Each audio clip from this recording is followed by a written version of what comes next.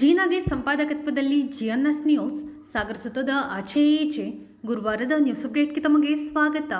ಮುಖ್ಯಾಂಶಗಳು: ಶ್ರೀ ಕ್ಷೇತ್ರ ಧರ್ಮಸ್ಥಳದ ವಿರುದ್ಧ ಅಪಪ್ರಚಾರಕ್ಕೆ ಸಿಡಿದಿದ್ದ ಸಾಗರಿಕರು, ಷಡ್ಯಂತ್ರ ರೂಪಿಸಿದವರಿಗೆ ಧಿಕ್ಕಾರ ಕೂಗಿದ ಸಹಸ್ರಾರು ಜನ.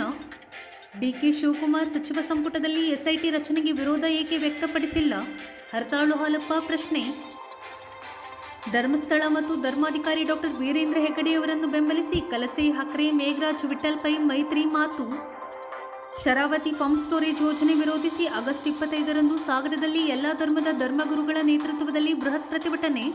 ಆರ್ಥಿಕ ಮತ್ತು ಪರಿಸರ ಮಾರಕ ಯೋಜನೆ ಕೈಬಿಡಲು ಅಖಿಲೇಶ್ ಶಿವಾನಂದ ಕುಗ್ವೆ ಒತ್ತಾಯ. ಈಗ ಸುದ್ದಿಯ ವಿವರ. ಧರ್ಮಸ್ಥಳದ ಬಗ್ಗೆ ಅಪಪ್ರಚಾರ ಮಾಡುತ್ತಿರುವ ಹಾಗೂ ಪೂಜ್ಯ ವೀರೇಂದ್ರ ಹೆಗ್ಗಡೆಯವರ ಹೆಸರಿಗೆ ಕಳಂಕ ತರುತ್ತಿರುವವರ ವಿರುದ್ಧ ಸೂಕ್ತ ಕಾನೂನು ಕ್ರಮ ಜರುಗಿಸುವಂತೆ ಒತ್ತಾಯಿಸಿ ಗುರುವಾರ ಶ್ರೀ ಧರ್ಮಸ್ಥಳ ಭಕ್ತಾಭಿಮಾನಿಗಳ ಜನಾಗ್ರಹ ವೇದಿಕೆ ವತಿಯಿಂದ ಬೃಹತ್ ಪ್ರತಿಭಟನೆ ನಡೆಸಿ ಉಪವಿಭಾಗಾಧಿಕಾರಿಗಳ ಕಚೇರಿ ಮೂಲಕ ಪ್ರಧಾನಮಂತ್ರಿಗಳಿಗೆ ಮನವಿ ಸಲ್ಲಿಸಲಾಯಿತು. ಗಣಪತಿ ದೇವಸ್ಥಾನದ ಆವರಣದಲ್ಲಿ ಮೆರವಣಿಗೆಗೆ ಕೂಡ್ಲಿ ಮಠದ ಶ್ರೀ ಸಿದ್ದೇಶ್ವರ ಸ್ವಾಮಿಗಳು ಮತ್ತು ಬಳಸಗೋಡು ಮಠದ ನೀಲಕಂಠ ಶಿವಾಚಾರ್ಯ ಸ್ವಾಮಿಗಳು ಚಾಲನೆ ನೀಡಿದರು. ಶ್ರೀ ಕ್ಷೇತ್ರದ ವಿರುದ್ಧದ ಅಪಪ್ರಚಾರಕ್ಕೆ ಮೆರವಣಿಗೆಯುದ್ದಕ್ಕೂ ಆಕ್ರೋಶ ವ್ಯಕ್ತವಾಯಿತು. ನಗರದ ಪ್ರಮುಖ ಬೀದಿಗಳಲ್ಲಿ ಷಡ್ಯಂತ್ರ ನಡೆಸುವವರ ವಿರುದ್ಧ ಘೋಷಣೆ ಕೂಗುತ್ತಾ ಸಾಗಿದ ಜನಾಕ್ರೋಶ ಮೆರವಣಿಗೆಯು ಗಾಂಧಿ ಮೈದಾನದಲ್ಲಿ ಸಮಾಪ್ತಿಗೊಂಡಿತು. ಗಾಂಧಿ ಮೈದಾನದ ನಗರಸಭಾ ರಂಗಮಂದಿರದಲ್ಲಿ ಏರ್ಪಡಿಸಿದ್ದ ಪ್ರತಿಭಟನಾ ಸಭೆ ಉದ್ದೇಶಿಸಿ ಮಾಜಿ ಸಚಿವ ಹರತಾಳು ಹಾಲಪ್ಪ, ಬ್ಲಾಕ್ ಕಾಂಗ್ರೆಸ್ ಅಧ್ಯಕ್ಷ ಕಲಸೆ ಚಂದ್ರಪ್ಪ, ಜಿಲ್ಲಾ ಜನಜಾಗೃತಿ ವೇದಿಕೆ ಅಧ್ಯಕ್ಷ ಮಲ್ಲಿಕಾರ್ಜುನ್ ಹಕ್ರೆ, ನಗರಸಭಾ ಅಧ್ಯಕ್ಷೆ ಮೈತ್ರಿ ಪಾಟೀಲ್, ವಿಠ್ಠಚ್ ಪೈ ಇನ್ನಿತರರು ಮಾತನಾಡಿದರು. SP Hitakar Jain, Devendrappa, Ganesh Prasad, Chetan Raj Kannur, Prasanna Kerekai, Rajashekhar Galipura, Prashanth KS, RS Giri, Indudhar BS, Pratima Jogi, IV Hegde, Araga Chandrashekhar, Apu Narayanappa, Madhura Shivanand, Prem Singh, Srinivas Mestri ಇನ್ನಿತರರು ಹಾಜರಿದ್ದರು. ಎಲ್ಲರೂ ಒಟ್ಟಿಗೆ ಊಟ ಮಾಡ್ತಾರೆ, ಎಲ್ಲರೂ ಒಟ್ಟಿಗೆ ದರ್ಶನ ಮಾಡ್ತಾರೆ. ಇದು ಆ ಕ್ಷೇತ್ರದ ಹೇಳಿಕೆ. ಏಕೆ ಹೇಳಬೇಕು ಅದ್ರ ಬಗ್ಗೆ ನಾವು ಮಾತಾಡೋಕೆ ಏನೂ ಅಲ್ವೇ ಇಲ್ಲ. ಅಲ್ಲಿ ಇದನ್ನು ಭಾಳ ಜನ ನೋಡಿಲ್ಲ. ಯಾರು ಬೇಕಾದ್ರೂ ಹೋಗ್ಬೋದು, ಯಾರು ಬೇಕಾದ್ರೂ ಬರ್ಬೋದು. ಜಾತಿ, ಧರ್ಮ, ಮೇಲು ಕೀಳು, ಬರುವ ಶ್ರೀಮಂತ ಯಾವುದೇ ಭೇದ ಭಾವ ಇರತಕ್ಕಂಥ ಕ್ಷೇತ್ರ ಧರ್ಮಸ್ಥಳ.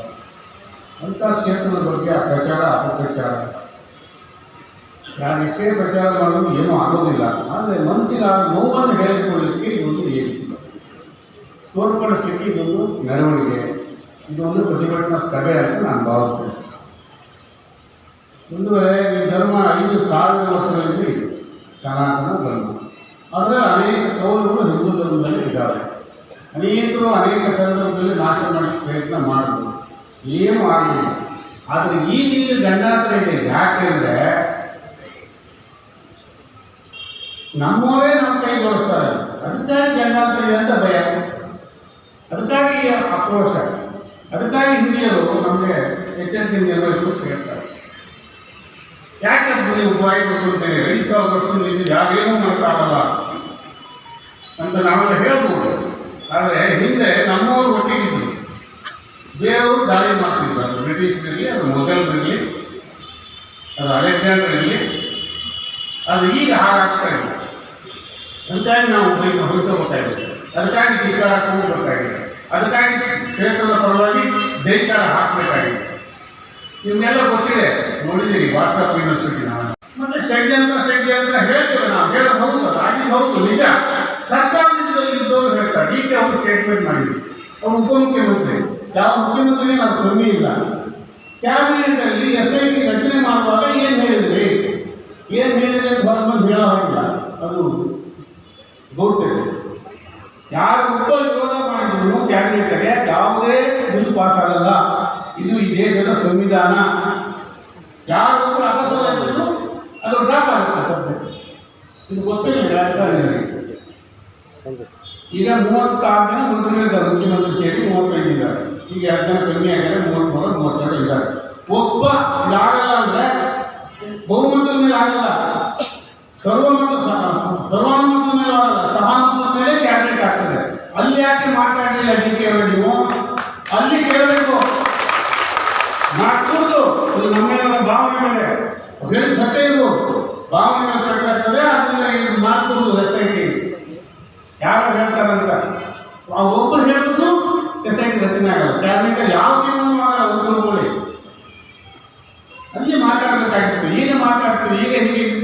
ವಾರ್ತಾ ಬಂದಂಗು ಜೈ ಅಂತ ಹೇಳ್ತಾರೆ. ಈಗ ಹೆಸರಿಗೆ ಜೈ, ಧರ್ಮಕ್ಕೆ ಜೈ. ಹೀಗೆ ಒಂದು ವೈರುಧ್ಯಗಳು ನಮ್ಮೆಲ್ಲರಿಗೂ ಇದೆ.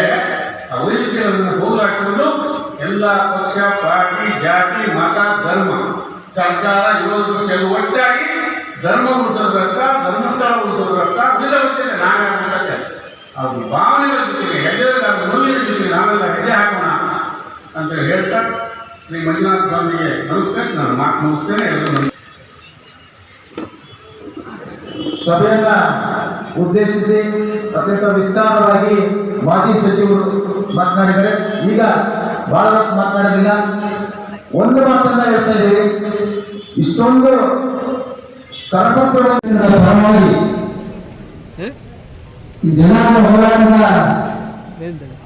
ಸಂಚಾಲಕರು ನನ್ನ ಆತ್ಮೀಯ ಸ್ನೇಹಿತರಾದ ವಿಠಲ್ ಪೈ ಅವರೇ, ಇಷ್ಟು ದೊಡ್ಡ ಕಾರ್ಯಕ್ರಮ ನಡೆಯಲಿಕ್ಕೆ ಮೂಲ ಕಾರಣಕರ್ತರಾದಂತ ಹಿತಕರದೇವರೇ, ಮಾಜಿ ಮಂತ್ರಿಗಳಾದಂತಹ ಶ್ರೀಯುತ ಹಾಲಪ್ಪನವರೇ,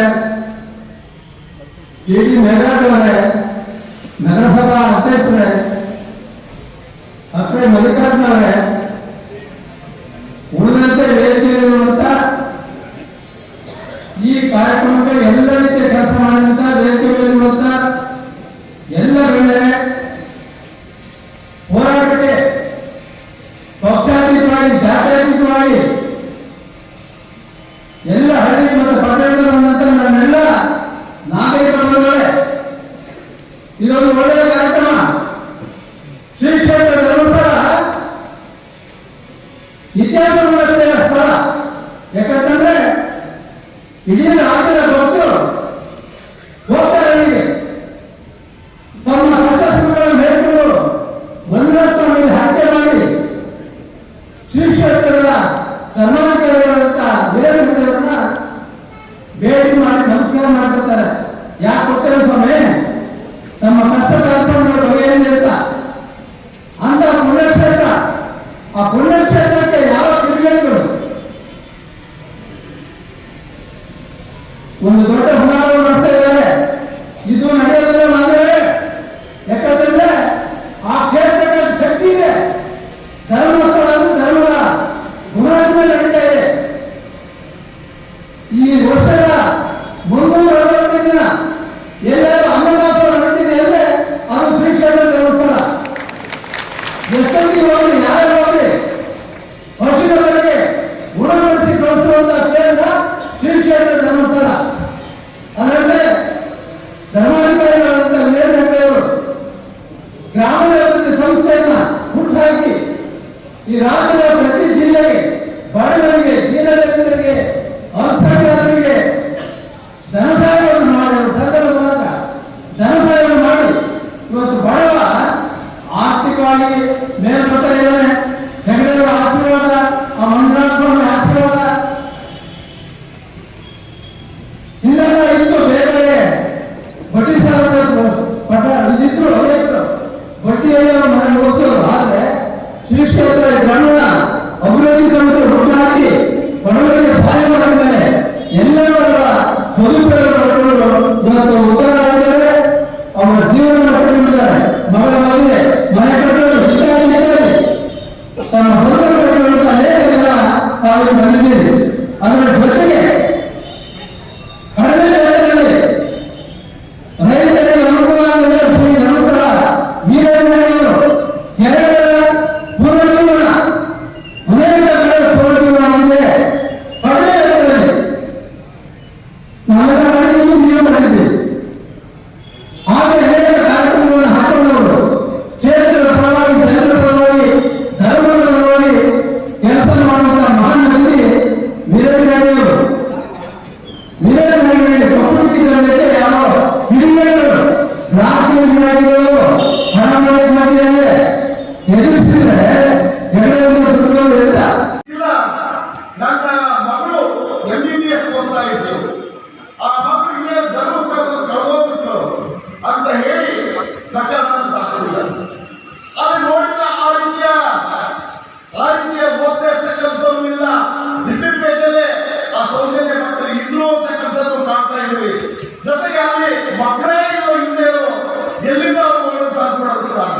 ಮಕ್ಕಳ ಹಿಂದೆ ಇದ್ದನ್ನ ಎಲ್ಲಿಂದ ತಂದ್ಕೊಳ್ಳೋದು ಸಾಧ್ಯ? ಈ ರೀತಿ ಸುಳ್ಳನ್ನ ನಿಜ ಮಾಡುವಂತ ಕೆಲಸ ಕೆಲವು ವ್ಯಕ್ತಿಗಳು ಜೊತೆಗೆ ವಿದೇಶಿ ಶಕ್ತಿಗಳು ಕೈ ಜೋಡಿಸಿದ್ದಾರೆ. ಆ ವಿದೇಶಿ ಶಕ್ತಿಗಳು ಯಾರು? ಅವ್ರು ಫಂಡ್ ಕೊಡ್ತಾ ಇರ್ತಕ್ಕಂಥವ್ರು ಯಾರು? ಅವ್ರ ಹಿನ್ನೆಲೆ ಏನು? ಇದ್ರ ಜೊತೆಗೆ ನಾವು ನಂಬಿರ್ತಕ್ಕಂಥ ನಾವು ಇವತ್ತು ಪೂಜ್ಯರನ್ನ ನಾವು ನಂಬಿದ್ದೀವಿ. ಇಷ್ಟೆಲ್ಲ ಒಂದು ಸರ್ಕಾರ ಕೊಡ್ಬೋದಾದಂತ ಎಲ್ಲ ಕಾರ್ಯಕ್ರಮಗಳನ್ನ ಪೂಜ್ಯರು ಕೊಟ್ಟಿದ್ದಾರೆ. ಕೆರೆ ನಿರ್ಮಾಣ ಇರ್ಬೋದು, ಭಾಷಾಸನ ಇರ್ಬೋದು, ಬಂದಿರ್ತಕ್ಕಂಥ ಯೋಜನೆಯಿಂದ ಲಾಭ ಬಂದಿದ್ರೆ ಅವೆಲ್ಲವೂ ಸಹಿತ ಜನರಿಗಾಗಿಯೇ ಕೊಟ್ಟಿದ್ದಾರೆ. ದೇವಸ್ಥಾನಕ್ಕೆ ಬಂದಿರ್ತಕ್ಕಂಥ ಕಾಣಿಕೆ ಹಣದಲ್ಲಿ ಇವತ್ತು ಹೇಳಿದ್ರಲ್ಲ 205 ಕೋಟಿ ರೂಪಾಯಿ ದೇವಸ್ಥಾನಗಳ ರಾಜ್ಯದ ಜಿಲ್ಲೆಯ ತಾಲೂಕಿನ ದೇವಸ್ಥಾನಗಳ ನಿರ್ಮಾಣ ಕಾರ್ಯವನ್ನು ಮಾಡಿದ್ದಾರೆ. ಈ ರೀತಿ ಯಾರಾದರೂ ಜನಸ್ನೇಹಿಯಾಗಿ ಜನೋಪಯೋಗಿಯಾಗಿ ಬಡವರವಾಗಿ ಈ ರಾಜ್ಯದಲ್ಲಿ ಯಾರಾದರೂ ಮಾಡ್ತಾ ಇದ್ರೆ ಅದು ಪೂಜ್ಯ ವೀರೇಂದ್ರ ಹೆಗ್ಡೆ ಅಂತಕ್ಕಂಥ ಮಾತನ್ನ ನಾವೆಲ್ಲರೂ ಗಮನದಲ್ಲಿಟ್ಟಬೇಕು. ಅವರಿಗೆ ನೈತಿಕ ಬೆಂಬಲ ಕೊಡುವಂತ ಕೆಲಸ ಇವತ್ತು ನಾವು ಸೇರಿರ್ತಕ್ಕಂಥವರೆಲ್ಲರೂ ಮಾಡ್ತಾ ಇದ್ದೇವೆ. ಪೂಜ್ಯ ವೀರೇಂದ್ರ ಹೆಗ್ಡೆ ನಿಮ್ಮ ಜೊತೆಗೆ ನಾವಿದ್ದೇವೆ. ಧೈರ್ಯವಾಗಿ ಈ ಎಸ್ಐಟಿನ ಎದುರಿಸೋಣ, ಧರ್ಮ ವಿರೋಧಿಗಳನ್ನ ಎದುರಿಸೋಣ, ಜೊತೆಗೆ ನ್ಯಾಯವನ್ನು ಪಡ್ಕೊಳ್ಳುವಂತ ಕೆಲಸ ಮಾಡೋಣ. ಯಾರಾದರೂ ಅಲ್ಲಿ ಅನ್ಯಾಯ ಮಾಡಿದ್ರೆ ಆ ಶಕ್ತಿಗಳು ಯಾರಿಗೆ ಅನ್ನೋದನ್ನ ತನಿಖೆ ಮೂಲಕ ಹೊರತರಬೇಕು. ಈ ಅಪಪ್ರಚಾರ ಮಾಡ್ತಾ ಇರ್ತಕ್ಕಂಥವ್ರು ಏನಿದ್ರೆ ಅವರಿಗೆ ತಕ್ಕ ಶಿಕ್ಷೆಯನ್ನ ಕೊಡಬೇಕು. ಕೊಡದೇ ಇದ್ರೆ ಮುಂದಿನ ದಿವಸ ಧರ್ಮಸ್ಥಳ ಚಲೋವನ್ನು ಹಾಕೊಳ್ತವೆ, ಮುಂದಿನ ದಿವಸ ವಿಧಾನಸೌಧ ಚಲೋವನ್ನು ಹಾಕೊಳ್ತವೆ. ಸಾವಿರ ಸಂಖ್ಯೆಯಲ್ಲಿ ವಿಧಾನಸೌಧವನ್ನ ಮುಖ್ಯ ಆಗ್ತಕ್ಕಂಥ ಕೆಲಸವನ್ನು ನಾವು ಮಾಡ್ತೇವೆ. ನಾವು ಪೂಜಿಸ್ತಕ್ಕಂಥ ವ್ಯಕ್ತಿಗಳ ಮೇಲೆ, ದೇವರ ಮೇಲೆ ಈಗೆಲ್ಲ ಗೊತ್ತೇ ಇದೆ. ಕಾಂಚಿ ಶ್ರೀಗಳ ಬಗ್ಗೆ ಬಹಳ ದೊಡ್ಡ ಷಡ್ಯಂತ್ರ ನಡೆದಿದೆ. ಕಾಂಚಿ ಶ್ರೀಗಳ ಬಗ್ಗೆ, ತಿರುಪತಿ ಬಗ್ಗೆ ಬಹಳ ದೊಡ್ಡ ಷಡ್ಯಂತ್ರ ನಡೆಸುವಂತ ಕೆಲಸ ಮಾಡಿದ್ರು ನಮ್ಮ ವಿರೋಧಿಗಳು. ಅದೇ ರೀತಿ ವ್ಯವಸ್ಥೆಗಳು ಅದಕ್ಕೆ ತಕ್ಕ ಉತ್ತರವನ್ನ ಪ್ರಜಾತಂತ್ರ ವ್ಯವಸ್ಥೆಗೆ ಚುನಾಯಿತ ಪ್ರತಿನಿಧಿಗಳು ಶಾಸನಸಭೆಯೊಳಗೆ ಈ ವಿಚಾರದಲ್ಲಿ ಗಟ್ಟಿಯಾಗಿ ಮಾತಾಡಬೇಕು. ಮತ್ತು ಡಿ ಕೆ ಶಿವಕುಮಾರ್ ಹೇಳ್ತಿದ್ದಾರೆ, ಉಪಮುಖ್ಯಮಂತ್ರಿಗಳು ಇಲ್ಲ ಬಹಳ ಏನೋ ಶಕ್ತಿ ಅಂತ ನಡೆಸಿದ್ದಾರೆ. ನನಗೆ ಇಲ್ಲಿರ್ತಕ್ಕಂಥ ಎಲ್ಲ ಧರ್ಮಾಭಿಮಾನಿಗಳಲ್ಲಿ ನನ್ನ ಕೈ ಜೋಡಿಸಿದ ಪ್ರಾರ್ಥನೆ ವಿನಂತಿ, ಸಂಘ ಪರಿವಾರ ಹಿಂದೂ ಸಮಾವೇಶವನ್ನು ಮಾಡಿದರೆ ಅದರಲ್ಲಿ ರಾಜಕಾರಣ ಇರಲ್ಲ, ರಾಜಕಾರಣ ಇರೋದು ನಾವೆಲ್ಲರೂ ಕೂಡ ಅದರಲ್ಲಿ ಭಾಗವಹಿಸಿದ್ರೆ ಬಹುಶಃ ಈ ಸ್ಥಿತಿ ಬರ್ತಿರಲಿಲ್ಲ. ಮುಂದಾದರೂ ಕೂಡ ನಾವೆಲ್ಲರೂ ಆ ರೀತಿಯ ವಿಷಯ ಬಂದಾಗ ಹಿಂದುತ್ವದ ಪರವಾಗಿ ಇದೇ ರೀತಿಯ ಒಗ್ಗಟ್ಟನ್ನ ಏಕತೆಯನ್ನ ತೋರಿಸೋದ್ರ ಮುಖಾಂತರ ನಮ್ಮ ಭಾವನೆಗಳನ್ನ ಅತ್ಯಂತ ಗಟ್ಟಿಯಾಗಿ ಇಟ್ಕೊಳ್ಳೋಣ ಅಂತಕ್ಕಂಥ ಅತ್ಯಂತ ವಿನಯದಿಂದ ಮಾಡ್ತಾ ಇದ್ದಾರೆ. ಆ ತಿರುಪತಿ, ಆ ಶಬರಿಮಲೆ, ಆ ಶ್ರೀರಾಮ ಮಂದಿರ, ಆ ಅಮರನಾಥ, ಆ ಅಕ್ಷರಧಾಮ, ಅಂಜನಾದ್ರಿ, ಇವತ್ತು ಪವಿತ್ರ ಧರ್ಮಸ್ಥಳಕ್ಕೆ ಈ ಸ್ಥಿತಿ ಬಂದಿದೆ. ಹಿರಿಯರು ಹೇಳಿದ ಯಾವ ಮಾತನ್ನು ಪುನರಾವರ್ತನೆ ನಾನು ಮಾಡಿ ಹೋಗಲ್ಲ. ನಡೆಯಬಾರದು ನಡೆದಿದೆ. ಶ್ರೀ ಕ್ಷೇತ್ರ ಧರ್ಮಸ್ಥಳ ನಮ್ಮ ಆರಾಧ್ಯ ಕ್ಷೇತ್ರ. ಅಲ್ಲಿಗೆ ಸಣ್ಣ ಕೊಂಕಾದರೂ ಕೂಡ ಅಖಂಡ ಹಿಂದೂ ಸಮಾಜ ಯಾವುದೇ ಕಾರಣಕ್ಕೆ ಸಹಿಸಲ್ಲ ಅಂತ ಹೇಳಿ ಈ ಸಭೆಯ ಮುಖಾಂತರ ಎಚ್ಚರಿಕೆಯನ್ನು ಎಳೆದುಕೊಳ್ಳಿ ಬಯಸ್ತಾ ಇದ್ದೇನೆ.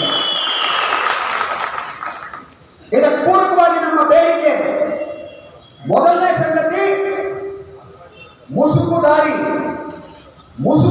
ಆಗಿದ್ದಾರೋ ಅವರನ್ನ ಮಂಪರು ಪರೀಕ್ಷೆಗೆ ಒಳಪಡಿಸಬೇಕು.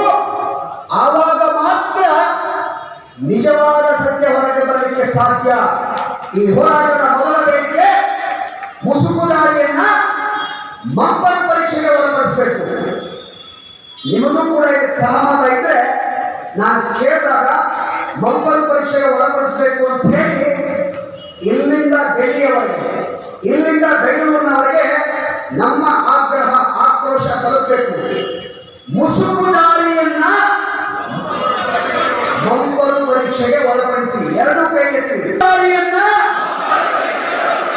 ಮುಸುಕುದಾರಿಯನ್ನ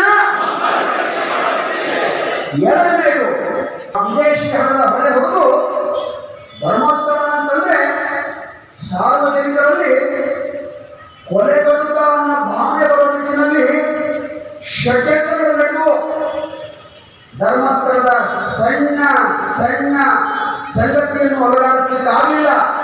ಬದಲಾಗಿ ಪವಿತ್ರ ಧರ್ಮಸ್ಥಳದ ಬಗ್ಗೆ ಹಿಂದೂ ಬಾಂಧವರಲ್ಲಿ ಇನ್ನಷ್ಟು ಶ್ರದ್ಧೆ, ಇನ್ನಷ್ಟು ಭಕ್ತಿ ನಿರ್ಮಾಣ ಆಗಿದೆ. ನಾವು ನೀವೆಲ್ಲರೂ ಕೂಡ ಹೋರಾಟದ ಮುಖಾಂತರ ತೋರ್ಸೋಣ. ಭಕ್ತರು ನಾವು ನೀವೆಲ್ಲರೂ ಕೂಡ ಅವರ ಹಿಂದಿನ ಧರ್ಮವನ್ನ ರಕ್ಷಿಸುವ ಕೆಲಸವನ್ನ ನಾವು ನೀವೆಲ್ಲ ಸೇರಿ ಮಾಡೋಣ. ಧರ್ಮಕ್ಕಾಗಿ ಹೋರಾಡೋಣ. ಹಿಂದೂಗಳು ನಾವೆಲ್ಲರೂ ಒಟ್ಟಾದ್ರೆ ಧರ್ಮ. ನಾವು ಒಂದು ಸಂದೇಶವನ್ನ ಈ ಮೂಲಕ ನಾವು ಗೌರ್ಮೆಂಟ್ಗೆ ಕೊಡಬೇಕಾಗಿದೆ. ಈಗ ಒಂದು ಸುದ್ದಿ ಬಂದಿದೆ, ನಮ್ಮ ಹೋರಾಟದ ಕಿಚ್ಚರಿಯನ್ನು ತಿಮ್ಮನೂರಿನ ಅರೆಸ್ಟ್ ಮಾಡಿದ್ದಾರೆ ಅನ್ನೋ ಒಂದು ಸುದ್ದಿ ಈಗಷ್ಟೇ ಬಂದಿದೆ, ಹೋರಾಟಗೊಂಡಿದೆ. ಹಿತಕರ್ಜಯ್ಯನವರು ಹೇಳಿದ್ರು, ಈ ಒಂದು ಸಭೆಗೆ ನಮ್ಗೆ ಇಷ್ಟು ಖರ್ಚು ಬರುತ್ತೆ, ಇಷ್ಟೇ ದುಡ್ಡು ಒಟ್ಟಾಗಿತ್ತು, 2 ಉಂಗುರ ಕೈಯಲ್ಲಿದೆ ಅಂತ. ಹಿತಕರ್ಜಯ್ಯನವರು ಒಂದು ಮಾತನ್ನು ಹೇಳ್ತೇನೆ, ಯಾವ ಕಾರಣಕ್ಕೂ ಉಂಗುರವನ್ನು ಮಾರಿ ಇಂಥ ಒಂದು ಸಭೆ ಅಥವಾ ಇಂಥ ಒಂದು ಧಾರ್ಮಿಕ ಪುಣ್ಯದ ಕೆಲಸವನ್ನ ಮಾಡುವಂತ ಅಗತ್ಯ ಯಾವ ಕಾರಣಕ್ಕೂ ಇಲ್ಲ. ಮಂಜುನಾಥ ಸ್ವಾಮಿ ದಾರಿಯನ್ನು ತೋರಿಸ್ತಾರೆ. ಮಾಜಿ ಎಮ್ಎಲ್ಎಗಳು ಹಾಗೂ ಹಾಲಿ ಎಮ್ಎಲ್ಎಗಳು ಎಷ್ಟೇ ಖರ್ಚು ಹೆದರುಪಡೆ ಮುಂದುವರಿಸಿ ನಾವು ಇದೀವಿ ಅಂತ ಹೇಳಿ ನಾವು ಭರವಸೆ ಕೊಟ್ಟಿದ್ದಾರೆ. ಹಾಗಾಗಿ ಅವರಿಗೆ ಸ್ವಲ್ಪ ಹೆದರಿಕೆ, ಯಾಕಂದ್ರೆ ಖರ್ಚು ತುಂಬಾ ಇದೆ, ಮತ್ತೆ ಕೈಗೆ ಹೋಗ್ಬಿಡುತ್ತೆ, ಹೆದರಬೇಡಿ. ಯಾಕಂತಂದ್ರೆ ತುಂಬಾ ಜನ ನಾವು ಯಾವ ಭಕ್ತರನ್ನ ನಾವು ಟಚ್ ಮಾಡಿಲ್ಲ, ಯಾರು ಕೇಳಿಲ್ಲ, ಕೆಲವೇ ಜನರು ಕೇಳಿದ್ರೆ ಅವ್ರು ಸಂತೋಷದಿಂದ ಕೊಟ್ಟಿದ್ದಾರೆ. ಯಾಕಂದ್ರೆ ಇದರಲ್ಲಿ ಹೆಚ್ಚಾಗಿ ದುಡ್ಡು ಉಳಿಬಾರ್ದು, ಅಲ್ಲಿಂದಲ್ಲಿ ಸಾಕು, ಕಮ್ಮಿ ಆದ್ರೆ 10 ಸಾವಿರ ಕೈಗೆ ಹಾಕ್ತಾರೆ. ಯಾಕಂದ್ರೆ ಒಂದು ಧರ್ಮದ ಹೋರಾಟದಲ್ಲಿ ಧರ್ಮದಿಂದ ನಡೆದು ಧರ್ಮದಿಂದ ಲೆಕ್ಕ ಕೊಟ್ಟು ಧರ್ಮಕ್ಕಾಗಿ ಅದು ವಿನಿಯೋಗ ಆಗ್ಬೇಕು ವಿನ ಅದನ್ನು 10 ಪೈಸೆನೂ ಉಳಿಸ್ಬಾರ್ದು. ಇಂಥ ಒಂದು ಹೋರಾಟಕ್ಕೆ ಸಂಚಾಲಕರನ್ನಾಗಿ ನನ್ನನ್ನು ಮಾಡಿದ್ರು ನನ್ನ ಪೂರ್ವಜನ್ಮದ ಪುಣ್ಯ. ಇಂಥ ಒಂದು ಧರ್ಮಸ್ಥಳದ ಒಂದು ಕ್ಷೇತ್ರಕ್ಕೆ ನಾವು ಹೋರಾಟ ಮಾಡ್ತೀವಿ ಅಂತಂದ್ರೆ ಅದು ನಮ್ಮ ಭಾಗ್ಯಸಿದೆ. ಅವ್ರು ಹೇಳಿದ್ರು, ಎಷ್ಟೋ ಜನ ಪ್ರಯೋಜನ ಪಡ್ಕೊಂಡಿದ್ದಾರೆ ಧರ್ಮಸ್ಥಳ ಸಂಘದ ಸದಸ್ಯರು, ಅವರಿಗೆ ಮೊದಲ ಹಣಕ್ಕಾಗಿಲ್ಲ, ಎಲ್ಲರಿಗೂ ಕೆಲಸದ ಹೋಗ್ತಾರೆ. ಮಳೆ ಒಂದು ಬಿಡ್ತಾ ಇಲ್ಲ, ಆಮೇಲೆ ಮಳೆಯಿಂದ ಗಟ್ಟಿ ಕೆಲಸ ತುಂಬಾ ಇದೆ. ಅವರು ಈಗೆಲ್ಲ ಅವರ ಯೋಜನೆಯ ಎಲ್ಲರೂ ಟ್ರಾನ್ಸ್ಫರ್ ಆಗಿ ಎಲ್ಲರೂ ಫಸ್ಫರ್ ಆಗಿದ್ದಾರೆ. ಹಾಗಾಗಿ ಅವರಿಗೆ ಸ್ವಲ್ಪ ಕಮ್ಯುನಿಕೇಶನ್ ಸ್ವಲ್ಪ ಆಗಿದೆ. ಆದರೂ ಕೂಡ ಎಲ್ಲರೂ ಸ್ವಇಚ್ಛೆಯಿಂದ ಯಾವುದೇ ಒಂದು ಅಪೇಕ್ಷೆ ಪಡೆದೆ ಇಲ್ಲಿ ತನಕ ಮೆರವಣಿಗೆ ತುಂಬಾ ಜನ ಇದ್ರು. ಹಬ್ಬದ ಸಂದರ್ಭದಿಂದ ಕೆಲವರು ಅಲ್ಲೇ ಹೋಗ್ಬಿಟ್ಟಿದ್ರು. ಮೆರವಣಿಗೆ ಬಾರಿ ತುಂಬಾ ಚೆನ್ನಾಗಿತ್ತು. ನಾವು ನಿರೀಕ್ಷೆ ಮಾಡೋದಕ್ಕಿಂತ ಹೆಚ್ಚಿನ ಜನ ಮೆರವಣಿಗೆ ಇದ್ರು. ಸಭೆಗೆ ಒಂದಿಷ್ಟು ಜನ ಬಂದರು. ಹಾಗಾಗಿ ಶರಾವತಿ ಪಂಪ್ ಸ್ಟೋರೇಜ್ ಯೋಜನೆ ವಿರುದ್ಧ ಶಿವಮೊಗ್ಗ ಜಿಲ್ಲೆಯ ವಿವಿಧ ಧರ್ಮದ ಮಠಾಧೀಶರು, ಧರ್ಮಗುರುಗಳು, ಮೌಲ್ವಿಗಳು ಹಾಗೂ ವಿವಿಧ ಸಂಘ ಸಂಸ್ಥೆಗಳ ಪ್ರಮುಖರ ನೇತೃತ್ವದಲ್ಲಿ ಧರ್ಮಾತೀತ, ಪಕ್ಷಾತೀತ, ಜಾತ್ಯತೀತವಾದ ಬೃಹತ್ ಪ್ರತಿಭಟನೆ ಆಗಸ್ಟ್ 25ರಂದು ಹಮ್ಮಿಕೊಳ್ಳಲಾಗಿದೆ ಎಂದು ಶರಾವತಿ ನದಿ ಕಣಿವೆ ಉಳಿಸಿ ಹೋರಾಟ ಒಕ್ಕೂಟದ ಸಂಚಾಲಕ ಅಖಿಲೇಶ್ ಚಿಪ್ಳಿ ತಿಳಿಸಿದರು. ಗುರುವಾರ ಸುದ್ದಿಗೋಷ್ಠಿಯಲ್ಲಿ ಅವರು ಮಾತನಾಡುತ್ತಿದ್ದರು. ರೈತ ಸಂಘದ ರಾಜ್ಯೋಪಾಧ್ಯಕ್ಷ ಶಿವಾನಂದ ಕುಗ್ವೆ ಮಾತನಾಡಿದರು. ಗೋಷ್ಠಿಯಲ್ಲಿ ಕೆವಿ ಪ್ರವೀಣ್, ಎಲ್ವಿ ಅಕ್ಷರ್, ಭಾಗೀರಥಿ, ನಾರಾಯಣಮೂರ್ತಿ ಕಾನ್ಗೋಡ್, ಧನುಷ್ ಇನ್ನಿತರರು ಹಾಜರಿದ್ದರು. ಸರ್ಕಾರಕ್ಕೆ ಸುಮಾರು 4-5 ವರ್ಷದಿಂದ ಮನವಿ ಮಾಡ್ತಾನೆ ಇದ್ದೀವಿ. ಹಲವು ಪ್ರತಿಭಟನೆಗಳನ್ನ ಮಾಡಿದ್ದೀವಿ. ಆದರೂ KPCL ಕಿವುಡನ ಹಾಗೆ ವರ್ತನೆ ಮಾಡ್ತಾ ಇದೆ. ಈಗ ಕಳೆದ 60ರ ದಶಕದಲ್ಲಿ ಲಿಂಗನಮುಖಿ ಅಣೆಕಟ್ಟು ಕಟ್ಟಿದ್ರಿಂದ ಅದೆಷ್ಟೋ ಕುಟುಂಬಗಳು KPCL ಹೇಳುವ ಪ್ರಕಾರನೇ 2800 ಕುಟುಂಬದ 12,000 ಜನರನ್ನ ಆಗಿನ ಕಾಲದಲ್ಲಿ ಒಕ್ಕಲೆಬ್ಬಿಸಲಾಗಿತ್ತು. 60-70 ವರ್ಷಗಳ ಕಾಲ ಸಂದರೂ ಕೂಡ ಆ ಸಂತ್ರಸ್ತರಿಗೆ ಇನ್ನೂ ಸರಿಯಾದ ಸಾಮಾಜಿಕ ನ್ಯಾಯವನ್ನ ಕೊಡ್ಲಿಲ್ಲ. ಈಗ ಮತ್ತೆ ಈ ಮರಾಠಿ ಕ್ಯಾಂಪ್ ಭಾಗದಲ್ಲಿ 8 ಕುಟುಂಬಗಳನ್ನ, ಅತ್ಲಾಗೆ ಬೇಗವಡಿಯಲ್ಲಿ ಸುಮಾರು 45 ಕುಟುಂಬಗಳನ್ನ ಒಕ್ಕಲೆಬ್ಸಕ್ಕೆ ಈ ಯೋಜನೆಗಾಗಿ ಹೊರಟಿದೆ. ಆಮೇಲೆ ಇದರಿಂದ ನದಿ ಹರಿವಿನ ಮೇಲೆ ಬಹಳ ದೊಡ್ಡ ಪ್ರಮಾಣ ಹಾನಿ ಆಗ್ತದೆ. ಹಾಗೂ ಮಳೆ ಕಾಡುಗಳು ಸುಮಾರು ಶರಾವತಿ ಸಿಂಗಳಿಕ ಅಭಯಾರಣ್ಯದ ಕೇಂದ್ರ ಭಾಗದಲ್ಲಿ ಸುಮಾರು 350-400 ಎಕರೆ ಮಳೆ ಕಾಡುಗಳನ್ನು ಕಡಿತಾರೆ. ಈ ಯೋಜನೆ ಏನಾದ್ರು ಒಂದೊಮ್ಮೆ ಪ್ರಾರಂಭ ಆದರೆ ಸುಮಾರು ಮುಂದಿನ 6 ವರ್ಷಗಳ ಕಾಲ ಹೊರ ರಾಜ್ಯಗಳಿಂದ ಬರುವ ಸುಮಾರು 3700 ಕುಟುಂಬಗಳು ಅಲ್ಲಿ ನೆಲೆಸ್ತವೆ. ಆ ಕಾಡಿನ ಕಥೆ ಏನಾಗಬೇಕು, ಅಲ್ಲಿ ನಮ್ಮ ಸ್ಥಳೀಯ ಜನರ ಬದುಕು ಏನಾಗಬೇಕು ಅಂತ ಒಂದು ಊಹೆ ಮಾಡಿ. ಇದೆಲ್ಲ ಕಾರಣಗಳನ್ನು ಇಟ್ಕೊಂಡು ಮತ್ತೆ ಇದಕ್ಕೆ ಬದಲಿಯಾಗಿ ಈ ಪಂಪ್ ಸ್ಟೋರೇಜ್ ಯೋಜನೆಗೆ ಬದಲಿಯಾಗಿ ಇವತ್ತಿನ ತಂತ್ರಜ್ಞಾನ ಬಹಳ ಮುಂದುವರೆದಿದೆ. ಬ್ಯಾಟರಿ ಎನರ್ಜಿ ಸ್ಟೋರೇಜ್ ಸಿಸ್ಟಮ್ ಅಂತ ಈ ನಿಮ್ಮಲ್ಲಿ UPS ಇರ್ತದಲ್ಲ, ಅದೇ ದೊಡ್ಡ ಬ್ಯಾಟರಿಯನ್ನ ಒಂದು ಕುಟುಂಬವನ್ನು ಒಕ್ಕಲೆಬ್ಬಿಸದೆ, ಒಂದು ಮರದ ಎಲೆಯನ್ನು ನಾಶ ಮಾಡದೆ, ವನ್ಯಜೀವಿಗಳ ನೆಲೆಯನ್ನು ನಾಶ ಮಾಡದೆ, ಅದನ್ನ ಬೇಕಾದ್ರೆ ಆ ಬೆಂಗಳೂರಲ್ಲಿ ವಿಧಾನಸೌಧದಲ್ಲೇ ಇಟ್ಕೊಳ್ತಕ್ಕಂಥ ಅವಕಾಶ ತಂತ್ರಜ್ಞಾನ ಇವತ್ತು ನಮ್ಮ ಎದುರಿಗಿದೆ. ಮತ್ತೆ ಈ ಯೋಜನೆಗಿಂತ ಕಡಿಮೆ ಖರ್ಚಿನಲ್ಲಿ ಆಗ್ತಕ್ಕಂಥದ್ದು. ಇವೆಲ್ಲ ಕಾರಣಗಳನ್ನು ಕೂಡ ನಾವು KPCಯಲ್ಲಿ ಮನವರಿಕೆ ಮಾಡಿಕೊಟ್ಟಿದ್ರು ಕೂಡ ಅವರು ಈಗ ಈ ಯೋಜನೆಯನ್ನು ಮಾಡೇ ತೀರ್ತೀವಿ ಇದಕ್ಕೆ ಹೊರಟಿದ್ದಾರೆ. ಇದಕ್ಕೆ ಮೂಲ ಕಾರಣ ಅಂತಂದ್ರೆ ಇದರಲ್ಲಿರ್ತಕ್ಕಂಥ ಅಪಾರ ಪ್ರಮಾಣದ ಹಣ ಈ ಯೋಜನೆಗೆ ಮಾಡ್ಲಿಕ್ಕೆ ಮುಂದಾಗ್ತಾ ಇದೆ.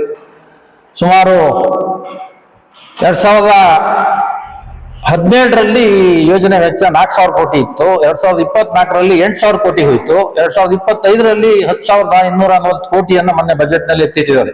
ಅಂದ್ರೆ ಇದರ ಹಣದ ವಹಿವಾಟನ್ನ ನೀವು ಅರ್ಥ ಮಾಡ್ಕೋಬೇಕು. ಹಾಗಾಗಿ ಈ ನಿಟ್ಟಿನಲ್ಲಿ ನಾವು ಮೊನ್ನೆ ಶಿವಮೊಗ್ಗದಲ್ಲೂ ಕೂಡ ಒಂದು ಸಭೆಯನ್ನ ಮಾಡಿದ್ದೀವಿ, ಪ್ರತಿಭಟನೆ ಮಾಡಿದ್ವಿ, ನಮ್ಮ ರೆಸಲ್ಯೂಷನ್ ನಡಾವಳಿಯನ್ನ ಸರ್ಕಾರಕ್ಕೆ ಕಳಿಸಿದ್ದೀವಿ. ಈಗ ನಾಡ್ದು 25ನೇ ತಾರೀಕು ಸಾಗರದಲ್ಲಿ ಒಂದು ದೊಡ್ಡ ಮಟ್ಟದ ಪ್ರತಿಭಟನೆ. ಈ ಪ್ರತಿಭಟನೆಯಲ್ಲಿ ಶಿವಮೊಗ್ಗ ಜಿಲ್ಲೆಯ ಮಠಾಧೀಶ್ವರರು, ಪಾದ್ರಿಗಳು, ಮತ್ತೆ ಮೌಲ್ವಿಗಳು, ಎಲ್ಲ ಧರ್ಮ ಗುರುಗಳು ಪಾಲ್ಗೊಳ್ತಾ ಇದ್ದಾರೆ. ರೈತ ಸಂಘಟನೆಗಳು, ವಿದ್ಯಾರ್ಥಿ ಸಂಘಟನೆಗಳು, ಮಹಿಳಾ ಸಂಘಟನೆಗಳು, ವಿವಿಧ ರೀತಿಯ ಸಂಘಟನೆಗಳು ಇದಕ್ಕೆ ನಮ್ಮ ಮೆರವಣಿಗೆ ಮತ್ತು ಪ್ರತಿಭಟನಾ ಸಭೆಗೆ ಬೆಂಬಲವನ್ನ ನೀಡ್ತಾ ಇದ್ದಾವೆ. ನಮ್ಮ ಊರಿನ ಹಿರಿಯರಾದ ಕಾಗೋಡು ತಿಮ್ಮಪ್ಪನವರು ಕೂಡ ಈ ಹೋರಾಟಕ್ಕೆ ಬೆಂಬಲವನ್ನ ನೀಡಿದ್ದಾರೆ. ಈಗ ಹೊಸ ಒಂದು ವಿನೂತನ ರೀತಿಯಲ್ಲಿ ಈ ಪ್ರತಿಭಟನೆಯನ್ನ ಮಾಡಬೇಕು ಅಂತ ನಾವು ಒಂದು ಯೋಚನೆ ಮಾಡ್ತಾ ಇದೀವಿ. ಅದು ಹೇಗೆ ಅಂತಾರೆ, ಎಲ್ಲರೂ ಒಪ್ಪಿಗೆ ಕೊಟ್ರೆ ನಾವು ಗಮನವನ್ನು ಸೆಳೀಲಿಕ್ಕೆ, ಎಲ್ಲಾ ರೀತಿಯ ಇದು ಮಾಡ್ಲಿಕ್ಕೂ ಕೂಡ ಗಮನ ಖರ್ಚಿ ಕಟ್ಟಿಕೊಂಡು ಕರವಸ್ತ್ರ ಕಟ್ಟಿಕೊಂಡು ಪ್ರತಿಭಟನೆ ಮಾಡೋದು ಅಂತ, ತಲೆಗೆ ಕರವಸ್ತ್ರವನ್ನು ಕಟ್ಟಿಕೊಂಡು ವಿನೂತನ ರೀತಿಯಲ್ಲಿ ಸರ್ಕಾರದ ಗಮನವನ್ನು ಸೆಳೀಲಿಕ್ಕೆ ಈ ಪ್ರತಿಭಟನೆಯನ್ನ ಹಮ್ಮಿಕೋಬೇಕು ಅಂತ ಆ ಪ್ರಕ್ರಿಯೆಯನ್ನ ನಾನು ಈ ಪತ್ರಿಕಾಗೋಷ್ಠಿಯಿಂದನೇ ಪ್ರಾರಂಭ ಮಾಡಬೇಕು, ವಿನೂತನವಾಗಿ ವಿಶಿಷ್ಟವಾಗಿ ಇದಿರಬೇಕು ಅಂತಕ್ಕಂಥ ಒಂದು ಹಿನ್ನೆಲೆಯಲ್ಲಿ ಇದನ್ನ ಹೊಸ ರೂಪವನ್ನು ಕೊಡ್ತಾ ಈಗ ಹೀಗೆ ನಾವು ಭಾಗವಹಿಸ್ತಕ್ಕಂಥ ಎಲ್ಲರಿಗೂ ಮನವಿ ಮಾಡ್ತೀವಿ. ಈ ತರ ಆ ದಿವಸ ಮೆರವಣಿಗೆ ದಿವಸನೂ ಕೂಡ ನಾವು ಎಲ್ಲರಿಗೂ ಈ ತರ ಬರಲಿಕ್ಕೆ ವಿನಂತಿ ಮಾಡ್ತೀವಿ. ತಾವು ದಯವಿಟ್ಟು ಪತ್ರಿಕಾ ಮಿತ್ರರು ಇದನ್ನ ಈ ನಮ್ಮ ಮನವಿಯನ್ನ ಗಮನಿಸಬೇಕು, ಪರಿಗಣಿಸಬೇಕು ಅಂತಕ್ಕಂಥ ವಿಷಯವನ್ನ ತಮ್ಮ ಮುಂದೆ ಇಡ್ಲಿಕ್ಕೆ ಬಯಸ್ತಾ ಇದ್ದೀನಿ. ಈ ಹೋರಾಟವನ್ನು ಯಶಸ್ವಿಗೊಳಿಸಿ ನಮಗೆ ಮುಖ್ಯವಾಗಿ ಕಳಕಳಿಯಿಂದ ವಿನಂತಿ ಮಾಡ್ತೀನಿ. ಏನು ಕೈಗೆತ್ತಿಕೊಂಡಿದೆ ಶರಾವತಿ ಪಂಪ್ ಸ್ಟೋರೇಜ್ ಯೋಜನೆಯ ವಿರುದ್ಧ. ಆ ಯೋಜನೆ ನಮ್ಮ ಜನಕ್ಕಾಗ್ಲಿ ರೈತರಿಗಾಗಲಿ ಏನು ಉಪಯೋಗ ಅಲ್ಲ. ಈಗಾಗಲೇ ಬೇಕಾದಷ್ಟು ಡ್ಯಾಮ್ಗಳು ಕಟ್ಟಾಗಿದೆ. ಶರಾವತಿ ನದಿ ಸುಮಾರು 6 ಡ್ಯಾಮ್ಗಳನ್ನ ಕಟ್ಟಿದ್ದಾರೆ ಇಷ್ಟೊಳಗೆ. 80 ವರ್ಷ ಆಗೋಯ್ತು. ಈಗ ಮಡೆನೂರು ಡ್ಯಾಮ್ ಕಟ್ಟಿ ಮುಳುಗಡೆ ಆದ, ಈ ಕಡೆ ಲಿಂಗಮೆಕ್ಕೆ ಡ್ಯಾಮ್ ಕಟ್ಟಿ ಮುಳುಗಡೆ ಆದ, ಸಾವೆ ಹಾಕಲ್ ಕಟ್ಟಿ ಮುಳುಗಡೆ ಆದ. ಹೀಗೆ ಸುಮಾರು ಒಂದು 6-7 ಡ್ಯಾಮ್ 7 ಡ್ಯಾಮ್ಗಳನ್ನ ಕಟ್ಟಿ ಎಷ್ಟು 16,000 ಕುಟುಂಬಗಳು ಇವತ್ತು ಸಂಸ್ಕೃತಿ ಕಳ್ಕೊಂಡು, ಜೀವನ ಕಳ್ಕೊಂಡು, ಆಸ್ತಿ ಕಳ್ಕೊಂಡು, ಊರು ಕಳ್ಕೊಂಡು ಅತಂತ್ರ ಆಗಿದ್ದಾರೆ. ಇವತ್ತಿಗೂ ಸ್ವಾತಂತ್ರ್ಯ ಬಂದು ಇಷ್ಟು ವರ್ಷ ಆದ್ರೂ ಕೂಡ ಇನ್ನೂ ಅವ್ರಿಗೊಂದು ನಾಗರಿಕ ಸೌಲಭ್ಯ ಸಿಕ್ಕಿಲ್ಲ. ನೀವೇ ನೋಡ್ತಾ ಇದ್ದೀರಿ, ನಾವು ನೋಡ್ತಾ ಇದ್ದೀವಿ. ಅವರ ಬದುಕನ್ನು ನೋಡಿದ್ರೆ ಇವತ್ತು ಕಣ್ಣೀರು ಬರುತ್ತೆ. ಬಾರಂಗಿ ಹೋಬಳಿಯಲ್ಲಿ ಇನ್ನು ಜೀಕನಹಳ್ಳಿ, ಸಾಲ್ಕೋಡು ಮತ್ತೆ ಇನ್ನು ಸುಮಾರಷ್ಟು ಹಳ್ಳಿಗಳಿಗೆ ಇವತ್ತು ವಿದ್ಯುತ್ ಬೆಳಕೆ ಇಲ್ಲ, ಒಂದು ರಸ್ತೆ ಇಲ್ಲ, ಶಾಲೆ ಇಲ್ಲ, ಆಸ್ಪತ್ರೆ ಇಲ್ಲ. 50-70 ಕಿಲೋಮೀಟರ್ ಓಡಾಡಬೇಕಾಗಿದೆ. ಒಂದು ಪ್ರೈಮರಿ ಶಾಲೆಗೆ ಆ ಮಕ್ಕಳಿಗೆ 8 ಕಿಲೋಮೀಟರ್ ಹೋಗ್ತದೆ. ಇಂಥ ಒಂದು ನಾಗರಿಕ ಸೌಲಭ್ಯ ಇರತಕ್ಕಂಥ ಒಂದು ಪರಿಸ್ಥಿತಿಯಲ್ಲಿ ಇನ್ನೂ ಮುಳುಗಡೆ ಸಂಕಷ್ಟ ಬರ್ತದೆ. ಇವತ್ತು ಪಂಪ್ ಸ್ಟೋರೇಜ್ ಇಲ್ಲಿಯೂ ನೂರಾರು ಫ್ಯಾಮಿಲಿ, ಬಹುಶಃ ಸಾವಿರಾರು ಫ್ಯಾಮಿಲಿಗಳು ಅದರಿಂದ ಕುಟುಂಬಗಳು ತಂತ್ರ ಆಸ್ತಿ ಕಳ್ತಾರೆ. ಮೀನುಗಾರರು ಅಲ್ಲಿ ಬದುಕನ್ನು ಹಾಳು ಮಾಡ್ತಾರೆ. ಇಂಥ ಒಂದು ಯೋಜನೆ ಬೇಕಾ? ಆದ್ರಿಂದ ಸರ್ಕಾರ ಆಗಲಿ ಜನಪ್ರತಿನಿಧಿಗಳಾಗಲಿ ಇವತ್ತು ಸರಿಯಾಗಿ ಯೋಚನೆ ಮಾಡಬೇಕಾಗಿದೆ. ನಮ್ಮ ಸ್ನೇಹಿತರು ಹೇಳೋದು, ಎಲ್ಲಿ 2,500 ಮೆಗಾವಾಟ್ಸ್ ಕರೆಂಟ್ ಅನ್ನು ಖರ್ಚು ಮಾಡಿ 2,000 ಮೆಗಾವಾಟ್ಸ್ ಉತ್ಪಾದನೆ ಮಾಡ್ತಕ್ಕಂಥ ಎಂತ ಅವಿವೇಕವಿದೆ, ಎಂತ ಸಾಮಾನ್ಯ ಜನಕರು ಗೊತ್ತಲ್ಲ. ಇಂಥ ಬೇಕಾ ಈ ಯೋಜನೆ? ಇಂಥ ಒಂದು ಮಾರ್ಗ ಮತ್ತೊಂಥರ ಇದೇನು ಈ ಊರ್ ಹಾಳು ಯೋಜನೆ ಅಂತಾರಲ್ಲ, ಆ ತರ ಆಗಿದೆ. ಪರಿಸರ ಹಾಳಾದವರ ಜೊತೆಗೆ ನಮ್ಮ ಆರ್ಥಿಕತೆಯೂ ಕೂಡ ಹಾಳಾಗುತ್ತಿದೆ ಅಂತ ನಮ್ಮ ಇದನ್ನು ನಾವು ಒಪ್ಕೊಂಡು ಕರ್ನಾಟಕ ರಾಜ್ಯ ರೈತ ಸಂಘದಿಂದ ನಾವು ಅದಕ್ಕೆ ಬೆಂಬಲ ಕೊಡ್ತಾ ಇದ್ದೀವಿ. ಮತ್ತೆ ಸಾಧ್ಯವಾದ್ರೆ ನಾವು ನಮ್ಮ ರಾಜ್ಯಾಧ್ಯಕ್ಷರು ಕೂಡ ಬರ್ತಾರೆ, ಭಾಗವಹಿಸುವಂತ ಅವಕಾಶ ಇದೆ ಕರದೀರಿ ಅವರಿಗೆ. ಈ ಬಗ್ಗೆ ನಾವು ಇಡೀ ರಾಜ್ಯಾಧ್ಯಕ್ಷ ಸಂಘ ಸರ್ಕಾರಕ್ಕೆ ಜೊತೆಗೆ ಒಂದು ನಿಯೋಗ ಹೋಗಿ ಕೂಡ ಯೋಚನೆ ಮಾಡಿದ್ದೀವಿ. ನಮ್ಮೆಲ್ಲ ಹೋರಾಡುವ ಮಿತ್ರರನ್ನು ಜೊತೆಗೆ ಇಟ್ಕೊಂಡು ಸಿಎಂ ಜೊತೆಗೆ ಚರ್ಚೆ ಕೂಡ ಹೋಗುವಂತ ಒಂದು ಇದನ್ನ ನಾವೀಗಾಗಲೇ ತೀರ್ಮಾನ ಮಾಡಿದ್ವಿ. ಯಾಕಂದ್ರೆ ಇಂಥ ಯೋಜನೆಗಳು ಮತ್ತೆ ನಮ್ಮ ಪರಿಸರದ ಮೇಲೆ ಶರಾವತಿ ನದಿ ಏನಂದ್ರೆ ನಮ್ಮ ಪಶ್ಚಿಮ ಘಟ್ಟಗಳಿಂದ ಇವತ್ತು ಮೇಲಿನ ಮೇಲೆ ಅತ್ಯಾಚಾರ ನಡೀತಿದೆ. ಬಹಳ ದುರಂತ ಅಂದ್ರೆ ಇದು. ನಮ್ಮ ಬಯೋಡೈವರ್ಸಿಟಿ ಇವತ್ತು ಇಡೀ ಪ್ರಪಂಚದಲ್ಲಿ ಅಪರೂಪವಾದಂತಹ ಜೀವ ವೈವಿಧ್ಯ ಇರ್ತಕ್ಕಂಥ ಈ ಅರಣ್ಯಗಳು, ಥಿಕ್ ಫಾರೆಸ್ಟ್ ಇರ್ತಕ್ಕಂಥ ಏರಿಯಾನ ಇವತ್ತು ನಿರ್ವಹಣೆ ಮಾಡ್ತಾರೆ. ಇಂಥ ಯೋಜನೆಗಳನ್ನು ಮಾಡಿದಾಗಲೇ ಮತ್ತೆ ಮಾಡ್ತಾರೆ ಅಂತಂದ್ರೆ ಬಹಳ ಒಂದು ಸಹಿಸಕ್ಕಾಗಲಿರಂತ ವಿಚಾರ. ಪ್ರತಿಯೊಬ್ಬ ಜನಪ್ರತಿನಿಧಿಗಳು ಕೂಡ ಯೋಚನೆ ಮಾಡಬೇಕು. ಇವತ್ತು ಜನಪ್ರತಿನಿಧಿ ನಮ್ಮ ಹಿಂದಿನವರು ಹೇಳ್ತಾ ಇದ್ದಾರೆ, ಇಲ್ಲ ಪಂಪ್ ಸ್ಟೋರೇಜ್ ಬೇಕು ಅದಂತ ಆಗಿದೆ, ಲಾಭ ಇದೆ ಅಂತ. ಅಲ್ಲಪ್ಪ, ಈ ವರ್ಷದಿಂದ ಮುಳುಗಡೆ ಸಂತ್ರಸ್ತರಾಗಿದಾರಲ್ಲ ಈ ಜನ, ಅವ್ರಿಗೆ ಫಸ್ಟ್ ಪರಿಹಾರ ಕೊಡಿ, ಅವ್ರಿಗೆ ವ್ಯವಸ್ಥೆ ಮಾಡಿ, ಬದುಕು ಕೊಡಿ ಅವರಿಗೆ ಮೊದಲೇ. ಅದು ನಿಮ್ಮ ಮೊದಲನೇ ಆದ್ಯತೆ ಆಗ್ಬೇಕಂತ ನಮ್ಮ ಒತ್ತಾಯ. ಹಾಗೇನೆ ಇವತ್ತು ಕಸ್ತೂರಿ ರಂಗನ್ ವರದಿ ಅಂತ ಒಂದು ಇದಿದೆ, ಪರಿಸರ ಉಳಿಸೋ ರಕ್ಷಣೆ ಮಾಡತಕ್ಕ ಒಂದು ಯೋಜನೆ ಮಾಡಬಹುದು. ಆದ್ರೆ ಅದರಿಂದ ಇಲ್ಲಿ ಆದಿವಾಸಿಗಳಿಗೆ, ರೈತರಿಗೆ, ಈ ಬುಡಕಟ್ಟು ಜನರಿಗೆ ಇಂಥ ಮೂಲಭೂತ ಹಕ್ಕುಗಳನ್ನ ಕೊಡೋಕೆ ಆಗ್ತಾ ಇಲ್ಲ. ಅದರ ಕೆಲವು ಇವಿದಾವಲ್ಲ ಅದರ ಪಾಲಿಸಿಗಳು, ಅದೇನಾದ್ರೂ ಜಾರಿ ಆಗುತ್ತೆ, ಅದರ ಬಗ್ಗೆ ಸರಿಯಾದಂತ ತೀರ್ಮಾನ ತಗೋಬೇಕು. ಇದು ಗುರುವಾರದ ಸಮಗ್ರ ಸುದ್ದಿ. ನಿರಂತರ ಸುದ್ದಿಗಾಗಿ ನೋಡ್ತಾ ಇರಿ GNS ನ್ಯೂಸ್. ನಮಸ್ಕಾರ.